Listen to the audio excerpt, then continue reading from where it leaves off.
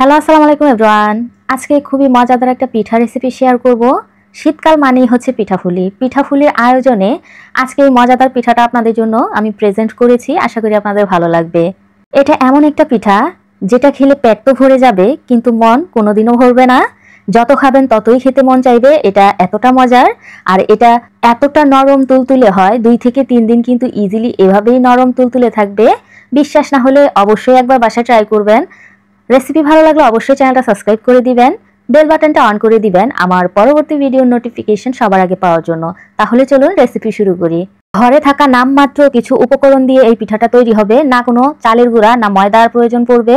ঘরে থাকা 1 কাপ সুজি আমি দিয়ে দিলাম, 2 টেবিল চামচ দিয়ে দিলাম গুঁড়ো দুধ, এখানে আধা কাপ দিয়ে দিলাম চিনি। আপনারা কিন্তু চিনিটা কম বেশি করে নিতে পারবেন। ইস্ট দিয়ে দিলাম 1 টেবিল চামচ। এখন আধা কাপ কুসুম গরম পানি আমি দিয়ে দিব। অবশ্যই কিন্তু পানিটা কুসুম গরম হতে হবে, কারণ আমরা এখানে ইস্ট ব্যবহার করেছি। ইস্টটাকে কিন্তু অ্যাক্টিভ করার জন্য অবশ্যই কুসুম গরম পানির প্রয়োজন পড়বে। এখন খুব ভালো করে মিশিয়ে নিব। মেশানো হয়ে গেলেই এখানে আমি 10 মিনিটের জন্য ঢাকা দিয়ে ঢেকে রেখে দিব। এতে করে খুব সুন্দর করে কিন্তু ইস্টটা অ্যাক্টিভ হয়ে যাবে। এখানে আমি মিডিয়াম সাইজের 2টা ডিম নিয়ে নিলাম। আপনারা চাইলে কিন্তু ডিমটা স্কিপ করতে পারেন, তবে বিশ্বাস করেন ডিমটা দিলে কিন্তু খুব সুন্দর করে এটা কুক হয় আর অনেকটাই ফুলে ওঠে। টেস্টের দিক দিয়েও কিন্তু অনেকটাই বেটার আসে। অবশ্যই একবার বাসায় বানিয়ে দেখবেন, তাহলেই কিন্তু বুঝতে পারবেন। আর যারা ডিমের গন্ধ সহ্য করতে পারেন না তারা কিন্তু এখানে এলাচের গুঁড়া বা ভ্যানিলা এসেন্স দিতে পারেন। এতে করে কিন্তু একদমই ডিমের গন্ধ থাকবে না। আচ্ছা, আবারও 10 মিনিটের জন্য আমি রেস্টে রেখে দিয়েছিলাম। এখন ঢাকনাটা খুলে আমি 1 চা চামচ দিয়ে দিলাম বেকিং পাউডার। এগুলাকে আমি খুব ভালো করে মিশিয়ে নিচ্ছি যেন কোনো দলা বা লাম্পস না থাকে। কেউ চাইলে কিন্তু ইস্টটাকে স্কিপ করতে পারেন, তাতেও কিন্তু খুবই সুন্দর করে পিঠাটা তৈরি হয়ে যাবে। মেশানো হয়ে গেলে ব্যাটারটা ঠিক এরকম হবে। এখন আগে থেকেই কিছু মোল্ড আমি এখানে রেডি করে রেখেছি। এটার মধ্যে আমি ঘি মেখে দিব। এখানে চাইলে কিন্তু আপনারা বাটার অথবা নর্মাল যে রেগুলার রান্নার তেল থাকে সেটাও কিন্তু ইউজ করতে পারেন। তবে ঘিটা দিলে ঘি অথবা বাটার দেওয়ার চেষ্টা করবেন। ঘিটা দিলে কিন্তু খুবই সুন্দর একটা ফ্লেভার আসে। আচ্ছা, সবগুলা ঘি লাগানো হয়ে গেলে এগুলোর মধ্যে আমি ব্যাটার দিয়ে দিব। খুবই অল্প পরিমাণ করে আমি ব্যাটার দিয়ে দিচ্ছি। তারপর দিয়ে দিব নারকেল কোড়া। নারকেল কোড়াটা দেওয়া হয়ে গেলে এখানে আমি গুড় ব্যবহার করব।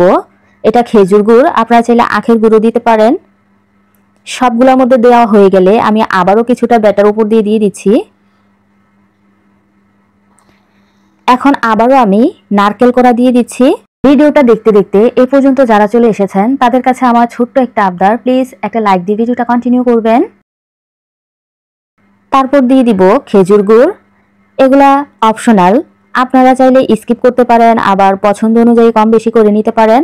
সবগুলাই আমার রেডি হয়ে গেছে। এখন আগে থেকেই চুলায় আমি স্টিমার বসিয়ে দিয়েছি। এখন একে একে পিঠার বাটিগুলা বসিয়ে দিব। এই পিঠাটা খেতে যে কতটা মজা আপনারা বিশ্বাসই করতে পারবেন না। চাইলে কিন্তু টিফিনও বাচ্চাদের দিয়ে দিতে পারেন, যেহেতু এটা 2 থেকে 3 দিন এভাবেই নরম থাকে। বসানো হয়ে গেলেই ঢাকনা দিয়ে ঢেকে রেখে দিব মাত্র 10 মিনিটের জন্য। 10 মিনিটেই দেখবেন এগুলা খুব সুন্দর করে ফুলে ডাবল হয়ে যাবে আর ভিতর থেকে খুবই সুন্দরভাবে কুক হতে পারবে। এ পর্যায়ে যে কতটা সুন্দর খেজুর গুড়ের ফ্লেভার অ্যাড হয়েছে এই পিঠাটার মধ্যে, আপনারা না বানালে বিশ্বাসই করতে পারবেন না। এই যে দেখুন, এগুলা ঘি লাগানোর কারণে কিন্তু লেগে আসবে না, খুবই ইজিলি প্রেস করলেই এগুলো বের হয়ে আসবে। আর এগুলো কতটা সুন্দর হয়েছে নিশ্চয়ই খেয়াল করেছেন। চালের গুঁড়া দিয়ে পিঠা বানালে কিন্তু ঠান্ডা হওয়ার সাথে সাথে এগুলা খুবই শক্ত হয়ে যায়। পরবর্তীতে আবারও গরম করা ছাড়া কিন্তু খাওয়া যায় না। আর এই সুজি দিয়ে পিঠা বানানোর কারণে কিন্তু এগুলা 2 থেকে 3 দিন ইজিলি এভাবেই নরম তুলতুলে আর স্পঞ্জ থাকবে। যার কারণে চালের গুঁড়া থেকে এই সুজির পিঠাটা আমার কাছে অনেকটাই পার্সোনালি ভালো লাগে। এই পিঠাগুলা কিন্তু অনেকটাই স্পঞ্জি হয়ে থাকে, নরম তুলতুলে, মুখে দিলেই কিন্তু একেবারে মিলিয়ে যাবে। এই যে দেখুন, চাপ দেওয়ার সাথে সাথে এগুলা কি সুন্দর স্পঞ্জ হচ্ছে। এখন বাকি যে ব্যাটারটা ছিল সেটা দিয়েও কিন্তু আমি আবারও তৈরি করে নিচ্ছি। আর মাশাআল্লাহ দেখুন, আমার সবগুলা পিঠাই কিন্তু বানানো হয়ে গেছে। আর এগুলা কতটা পারফেক্ট হয়েছে নিশ্চয়ই খেয়াল করেছেন।